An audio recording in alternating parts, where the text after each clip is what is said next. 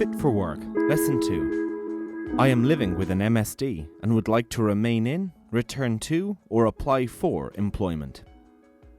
Introduction. The introductory module of this e-learning program outlined what is meant by musculoskeletal disorders, or MSDs, and introduced Fit for Work Ireland and the guidance documents they have produced for both employers and employees. You are now ready to undertake this module, which has been developed for people living with a musculoskeletal disorder, who are in employment or who wish to return to the workplace. Managing work can sometimes be a challenge when you are living with a musculoskeletal disorder, such as arthritis, back or neck pain. This lesson provides you with up-to-date and accurate advice and information on a range of options and supports available. It will guide you to where you can find help to stay in your job or to return to work, if at all possible. Remember that more information on all topics covered in this video lesson is included in the Fit for Work Employees booklet, which can be downloaded from this webpage. Why is working good for me? Not only has evidence shown that working is good for you, it also shows that even when someone is unwell or injured, remaining in work, at least in some capacity, is often better for recovery than long periods away from work. There is clear evidence that people with MSDs who work in well-designed work environments and have flexible working arrangements experience health, social, psychological, and economic benefits. This module emphasizes the fact that people living with an MSD fare better when they remain in their job or return to work. This is because working helps to promote recovery and rehabilitation, and reduces the risk of long-term disability. It also helps people to participate in their community and improves self-esteem. Working reduces poverty and improves quality of life and well-being. Work is tough. I do be on my feet most of the day. It can be tiring days, but it's really, really good and really enjoyable. I love going into work because it kind of gets you out, no matter how sore or how bad you're feeling. It gets you out and gets to meet people and enjoy it. When people are out of work for even a few months, they often experience a loss of confidence in their ability to fulfill their role. This is why it is important to remain in work or to return to work as early as possible. It is of course important to check that the type of work you will have to do will have no negative effect on your condition. But making changes to how you do your job sooner rather than later is a good thing, because it may keep you in your job. These are the key messages of this e-learning program. Your employer has a responsibility to manage your health and safety at work through proactive risk management of the work that you are required to do. This means that an employer should determine if there are changes required to help you do your job safely in order to avoid or reduce risk. Working with your employer on what you need is therefore of benefit to you both. Managing your symptoms. The effects of MSDs are different for everyone, and some people are more severely affected than others. I was diagnosed with fibromyalgia when I was 26, so I was in a full-time, very good job, working in a bar on my way up kind of to management, and it just had such a huge impact. I'd only bought my first home a couple of years beforehand, and it ended up impacting on my work, my life, my girlfriend I lost at the same time who couldn't put up with what we were going through, and it had a massive impact on everything across the board. And then a year later to add rheumatoid arthritis into the mix, it was something that has had a massive impact on my life. Your own symptoms may fluctuate or come and go, so that you will find it more difficult to cope with work at some times than at others. How you cope with your job can depend on the type of work you do and on how you manage the symptoms of your MSD. The good news is that many of the problems that people experience can be overcome. With the appropriate support from both their employer and their healthcare team, combined with proactive self-management, Many people find that problems in the workplace can be successfully managed so that they can remain in their job. If you are not already an active self-manager, check out the Arthritis Ireland e-learning modules on self-management of arthritis or back pain. Links are provided on this webpage. Should I tell my employer? There is no one-size-fits-all answer, and you will need to decide whether or not to tell your employer and when you should do so.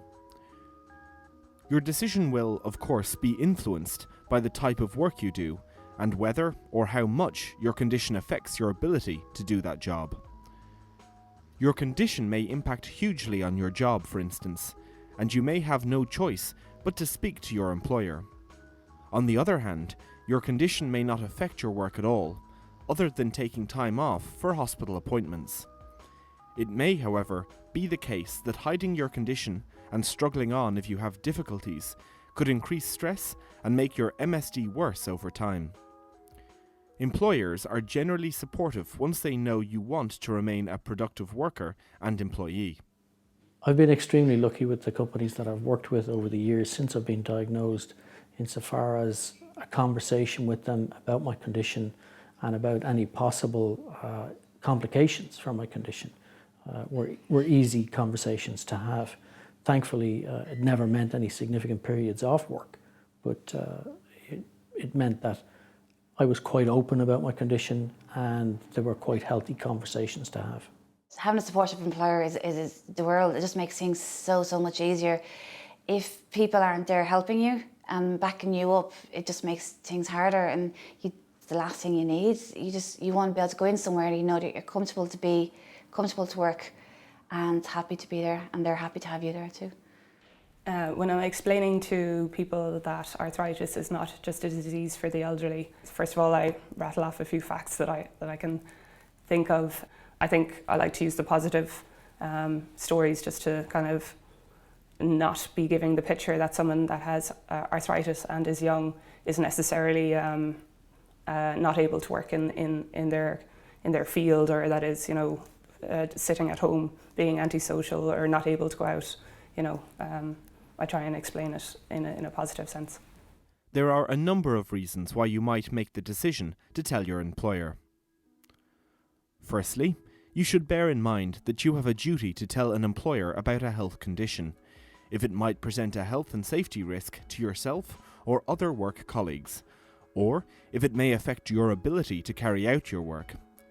Issues, for instance, could range from your ability to leave the building easily in case of fires, to doors with knobs which you find difficult to turn.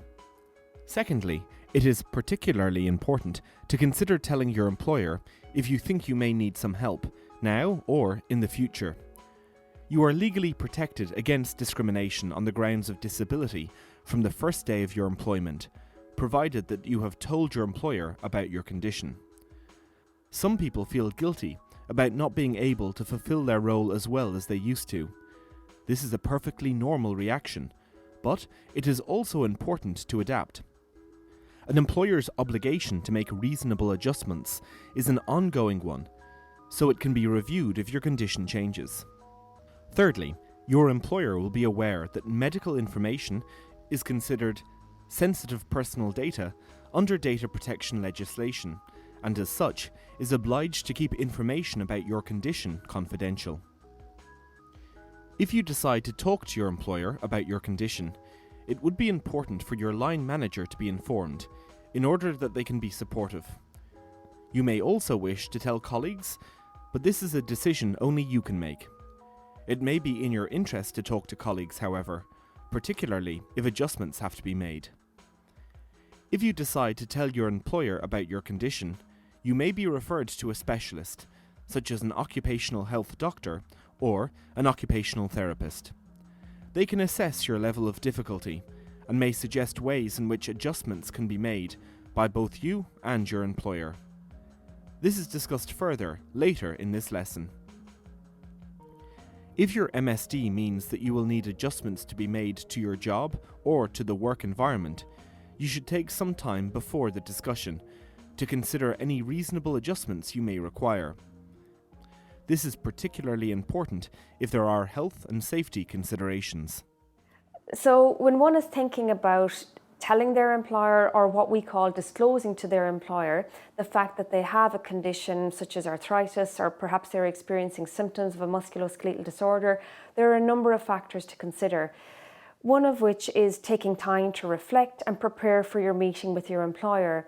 You need to think about your symptoms not only at a time of a flare, but also when you are at your best, and thinking about how you are generally in terms of being able to manage your condition in the workplace.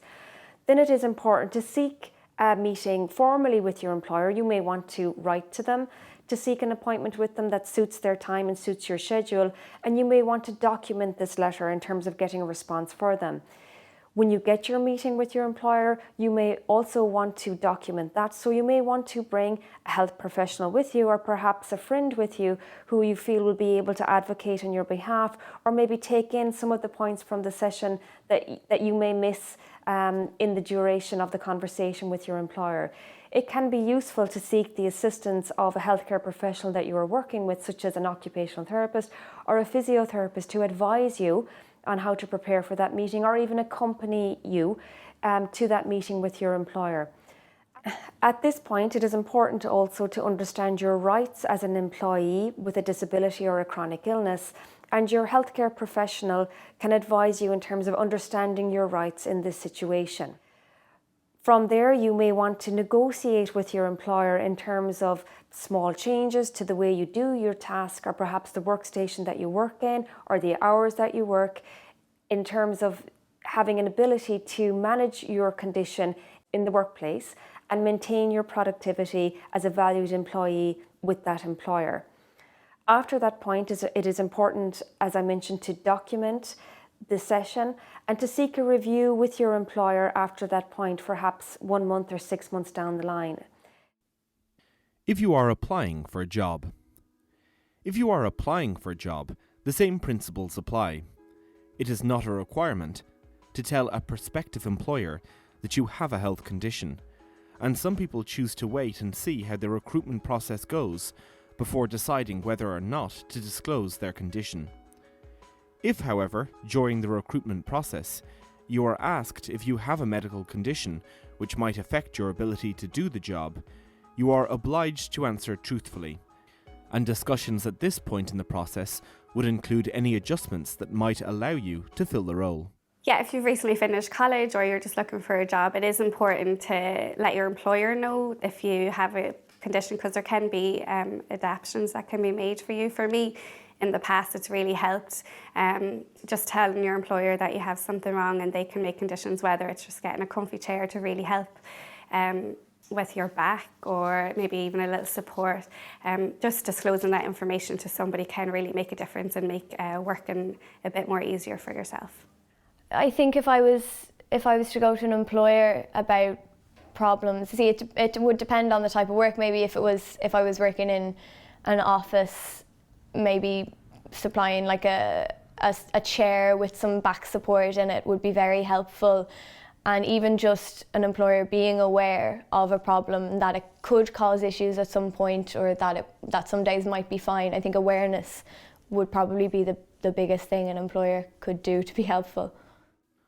What can I do to manage my MSD in the workplace?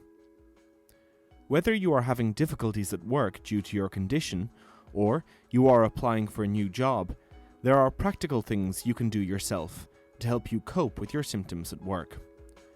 These include taking control and getting support, and introducing some healthy practices in the workplace. A. Take control and get support. Here are some practical tips which may help. 1. It helps to be proactive. Find out as much as you can about your condition. The more you understand about it, the more you will feel in control, and can feel confident about the decisions you take.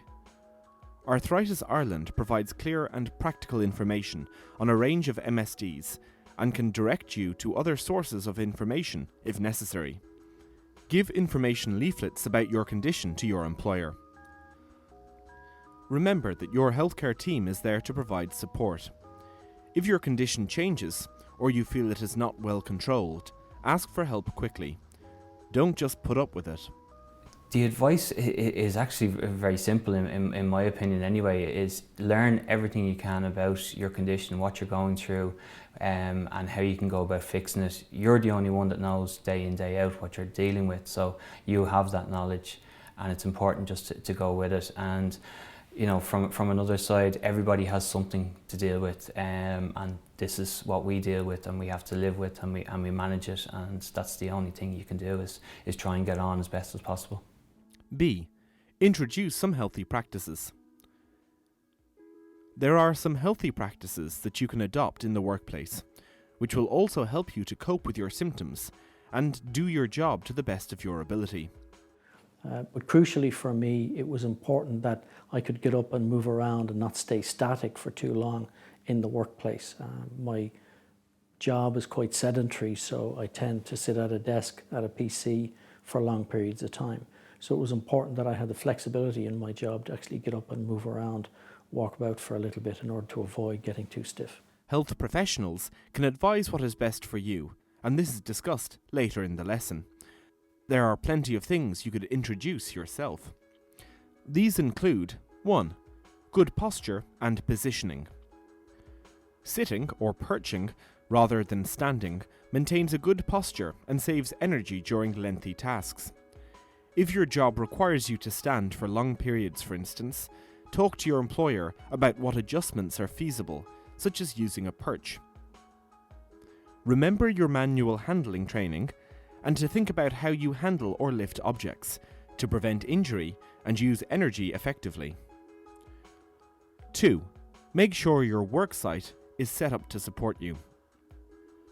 This might include making sure that your chair and computer monitor are at the right height and angle, and keeping frequently used items within easy reach.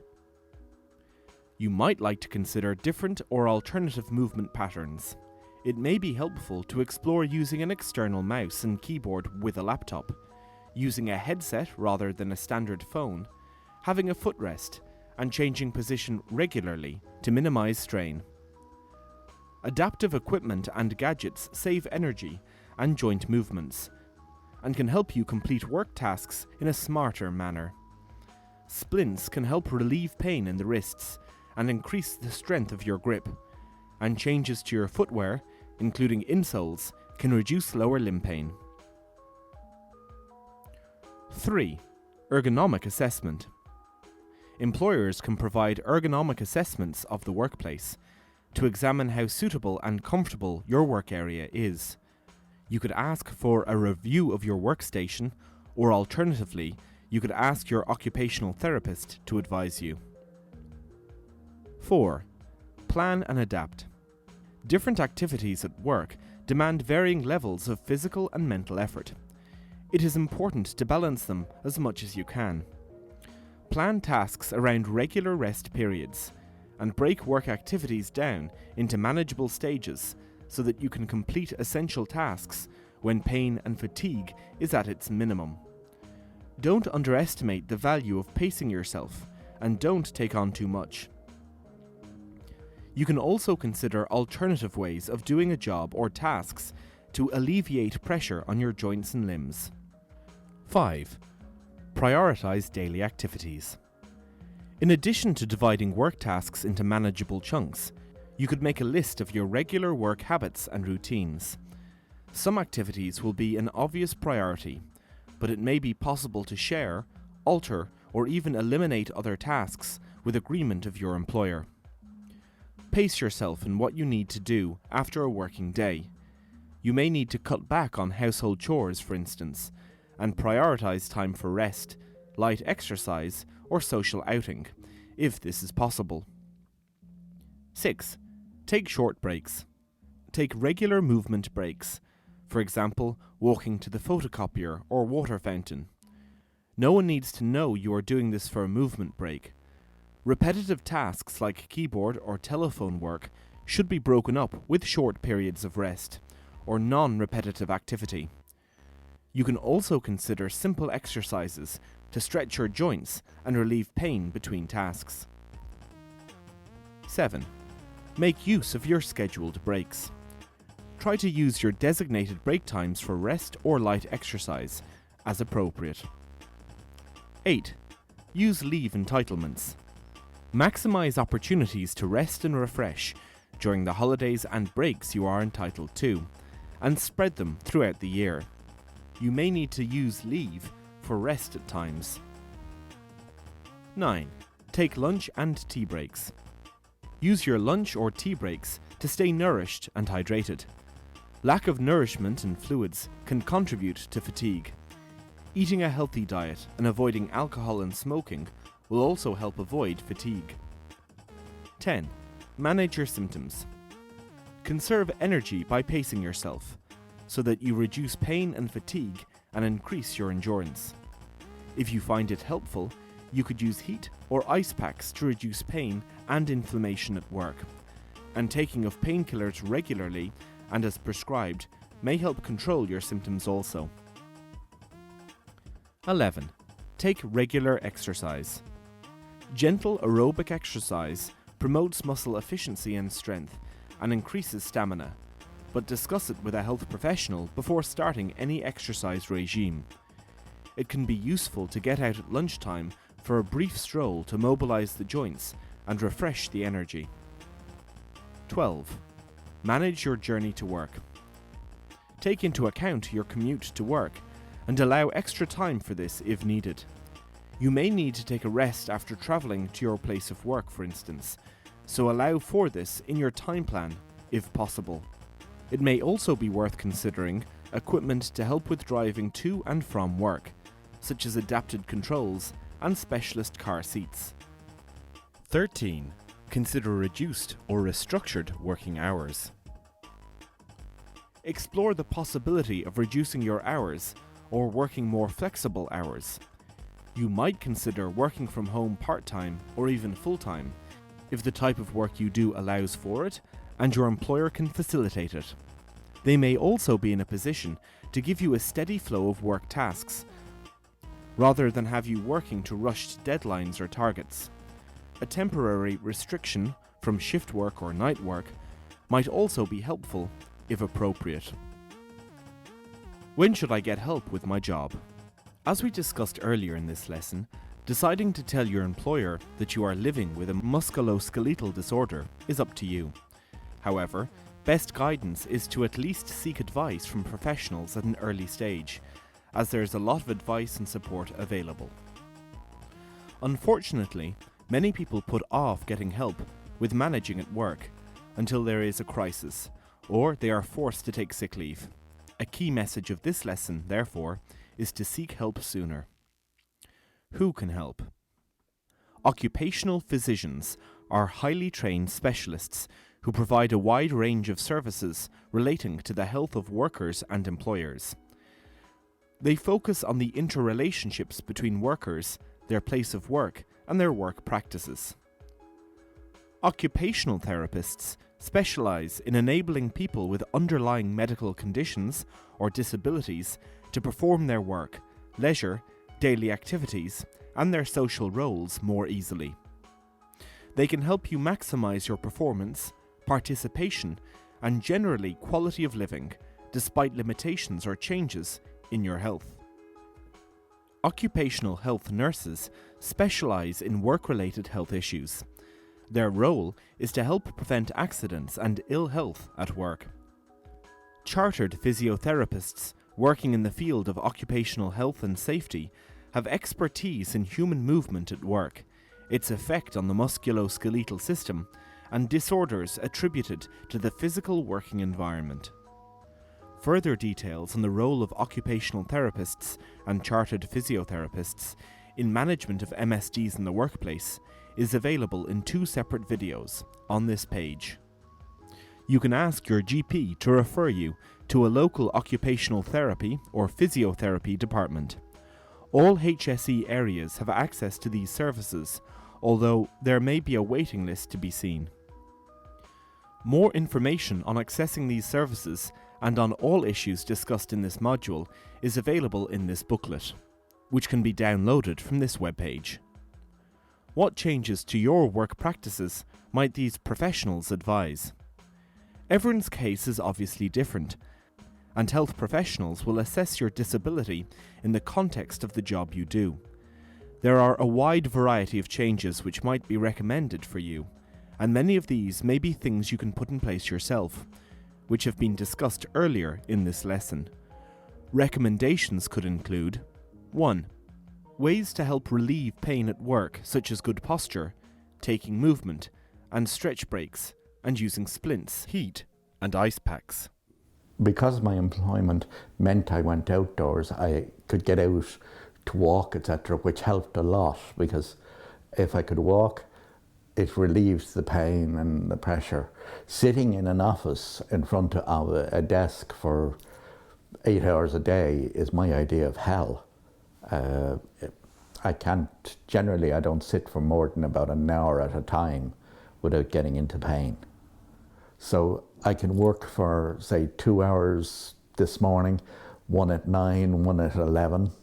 I have an hour's break between things. I can get up, walk around, etc. You know, if I need to dictate notes, I can dictate them into a machine.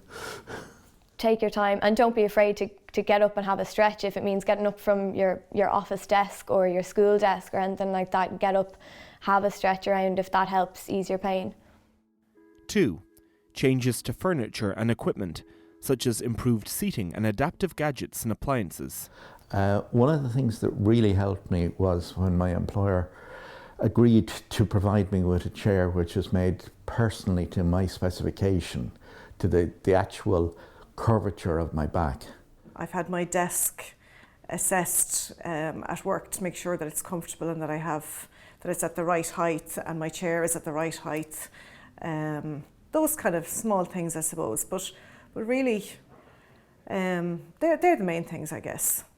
Luckily enough, my AS hasn't particularly affected my posture as badly as it affects some people. So I've been quite lucky in not needing any specific adjustments to desks or chairs, but I am very conscious of making sure that whatever desk I'm sitting in, it's set at the right height and the right position for me to work without incurring any extra pain or any extra discomfort. 3. Changes to the physical environment, such as ramps, rails, changes to door handles, automatic opening doors. Stair lifts to improve access, parking space nearby, change in work location to reduce distance walked or to avoid stairs. 4. Training in new skills, such as alternative ways of doing tasks, correct posture, energy conservation and pacing, and so on. The advice I would give them is to pace yourself, to know your limits and don't try to push yourself. For me, it is something that I had to learn to do by myself as well.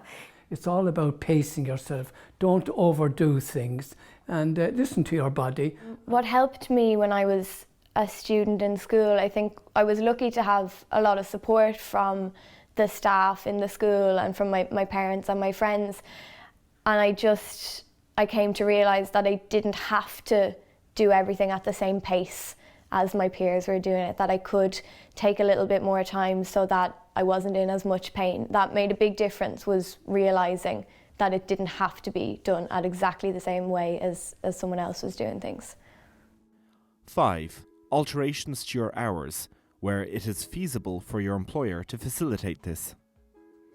A wide range of possible adjustments can facilitate and support an employee who is living with a musculoskeletal disorder to remain in employment and continue to make a valuable contribution in the workplace. Since I was diagnosed, I told my employer straight away. I never had any embarrassment or a need to hide that I have rheumatoid arthritis, and especially in work, I was able to get a special keyboard, a split keyboard, a vertical mouse, a footrest. You know, they would have a look at the work environment and make sure that I have a chair that fits, that the laptop is as light as it can be, that I can dial in from home if I need to work from home. That was offered straight away with all of my employers so far. So work, I have no problem. I'm confident about telling them this is what's going on with me. I'm also lucky that I'm able to tell them that I haven't missed many days' employment from my arthritis. So it can be very matter of fact for me just to say, I'm a computer programmer, what can we do to just get the right tools to make my job easier. Due back to work very soon. I am actually looking forward to it. My employers are brilliant. They, when I first got the job, they done their own medical assessment on me, and they have given me certain parameters in work that I can't do. So I have weight restrictions on me. I'm not allowed to lift over certain weights. I have to, if I need a seat, I can have a seat. I can take breaks if I need be. They're absolutely brilliant. And they're just so supportive. If I ever needed anything, they'd just turn around and go, yes, no problem. How can we help? And really looking forward to going back. What are my legal rights? Currently, under the Employment Equality Act, the Disability Act, and the Safety, Health and Welfare at Work Act, a person has a number of rights in terms of them being an employee in a workplace, and that's regardless of the type of contract that they're on. The most important thing to remember about this is that you are entitled not to be discriminated against in terms of having a disability in the workplace. Another important thing is that you as an employee are entitled to what is known as reasonable accommodation, or what we can understand as reasonable adjustments in terms of changes that an employer is obliged to make on your behalf to the work task that you do, or the way that you undertake that work task, to retain you as a valued employee in an organisation in which you work. Take advantage of the new legislations that are out there that actually dictate that you have the right to say to your employer, look, this is what I can do, this is what I can't do. And actually use that so that you are not put in positions where you cannot function. What is meant by reasonable accommodation? Many people living with a musculoskeletal disorder may never need workplace adjustments to be made, but the legislation provides for employees with disabilities to ask their employer for reasonable accommodation to help them do their job. These accommodations or adjustments are to make sure the job is no harder to do than it would be for someone who doesn't have a disability. You may need the advice of a suitably qualified health professional, as was discussed earlier in this lesson, to help you identify the accommodations that you should negotiate on, and which may assist your work performance while protecting your joints and energy reserves. Disproportionate burden.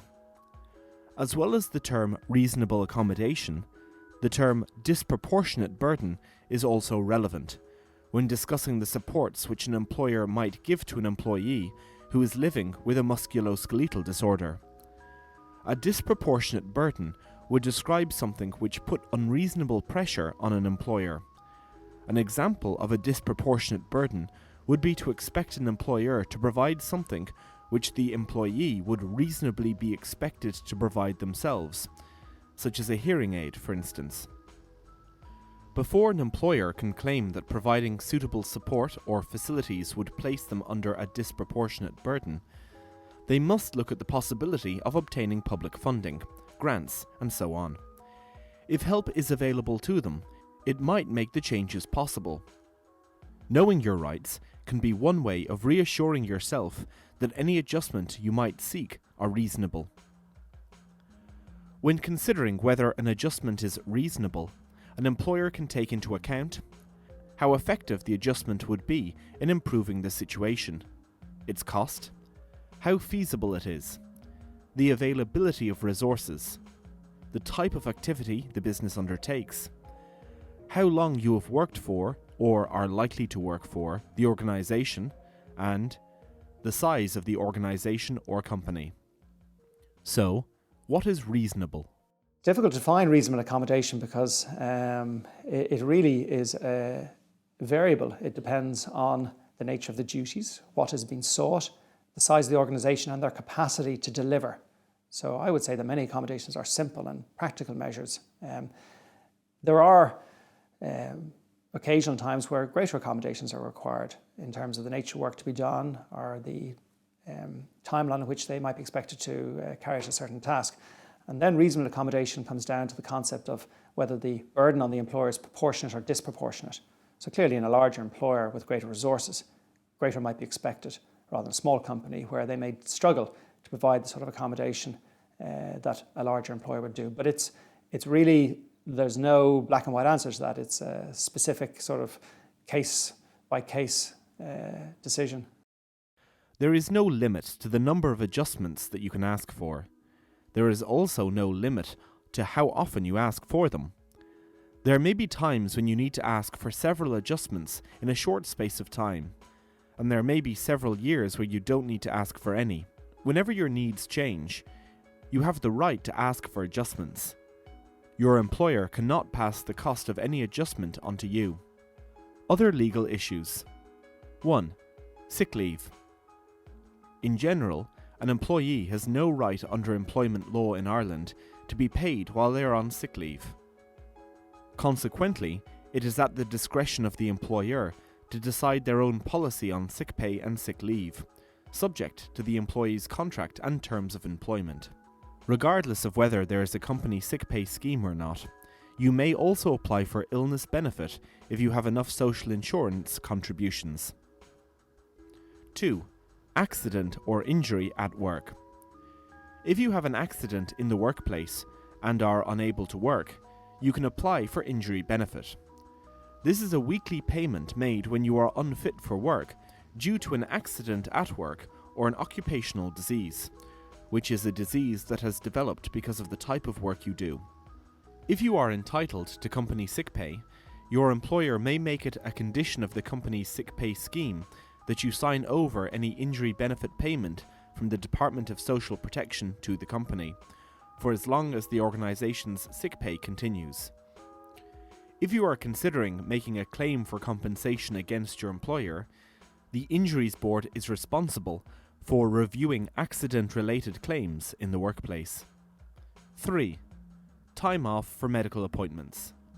The Employment Equality Act obliges employers to make reasonable accommodation for employees to attend medical appointments, though there is no automatic right to be paid for the time spent attending such appointments.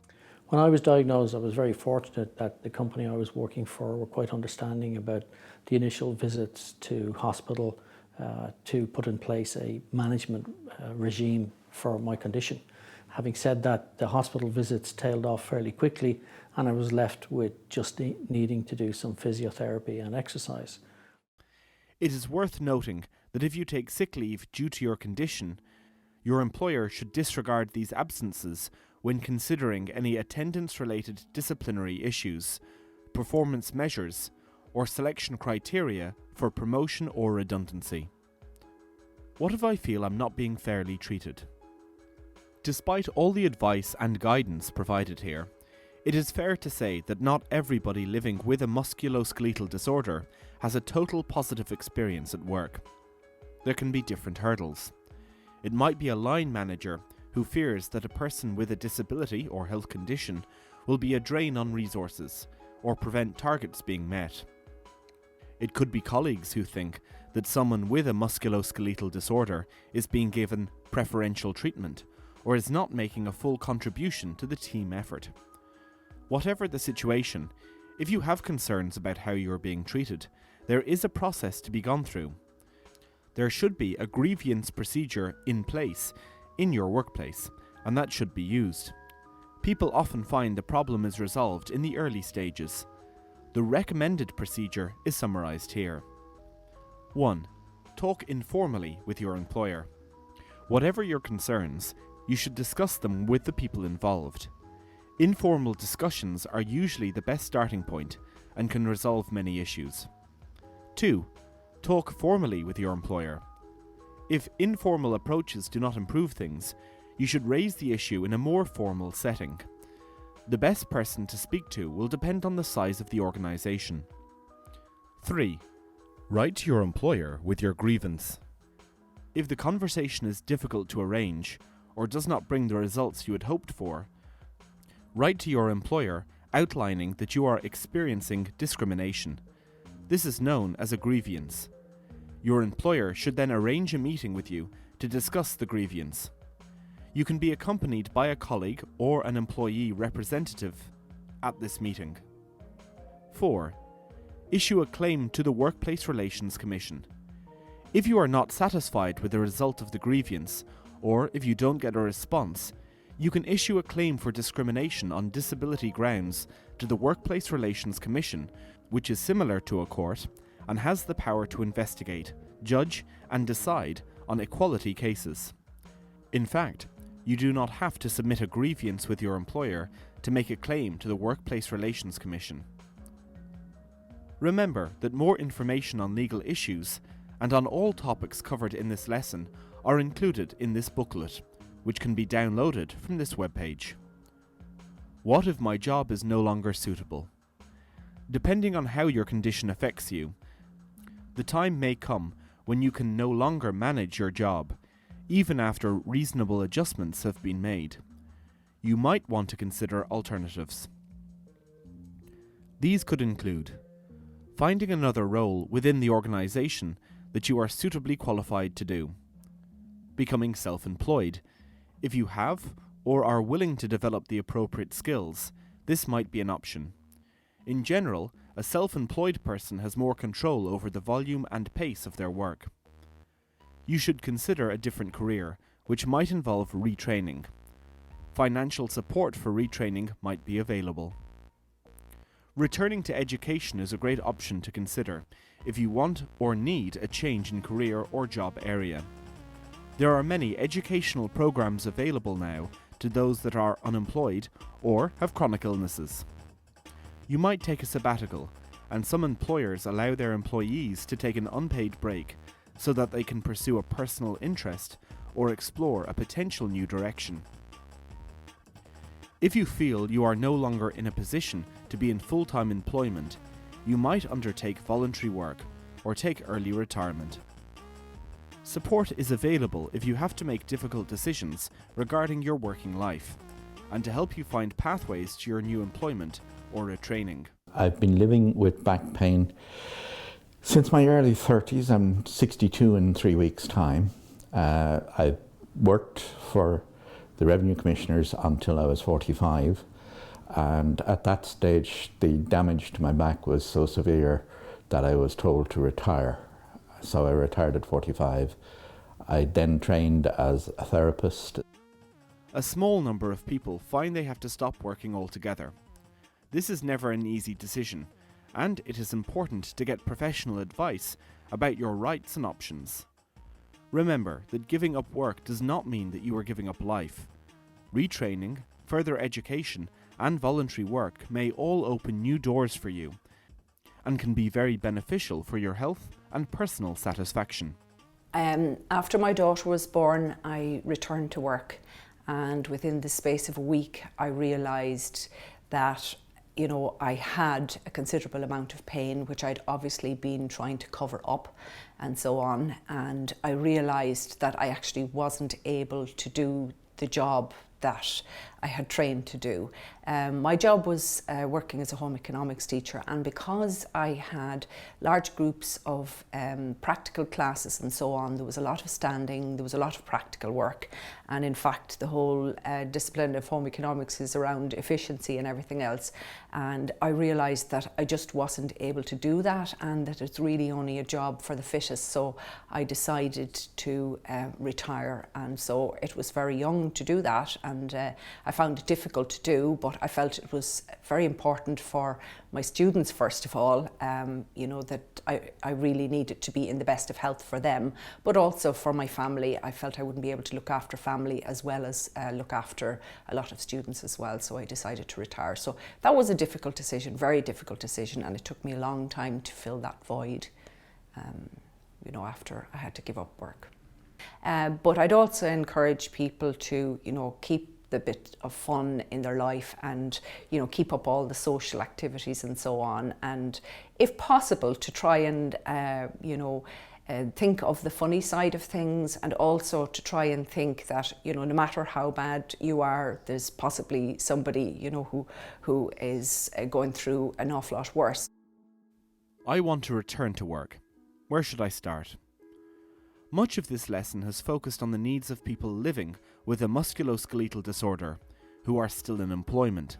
There is, however, a group of people who, as a result of their MSD, no longer have regular work. As was explained earlier, working is good for your health, and so where possible, people are encouraged to start taking steps towards returning to work.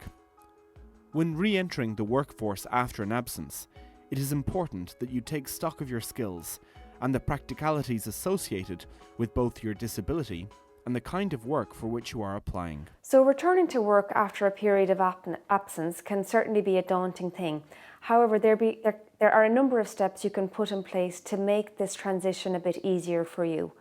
Firstly would be negotiating with your employer, maybe through your occupational health provider or indeed a healthcare professional that is working with you, in terms of negotiating the return to work plan with your employer. That would involve thinking about the manner in which you will go back to work, maybe returning to work on a part-time basis initially, grading yourself back slowly to full-time working if that is the case. You may also want to communicate with your employer about changes, maybe minor, that could be taken to the way that you do your work or the work that you do to enable you have a healthier work performance when you return to the workplace.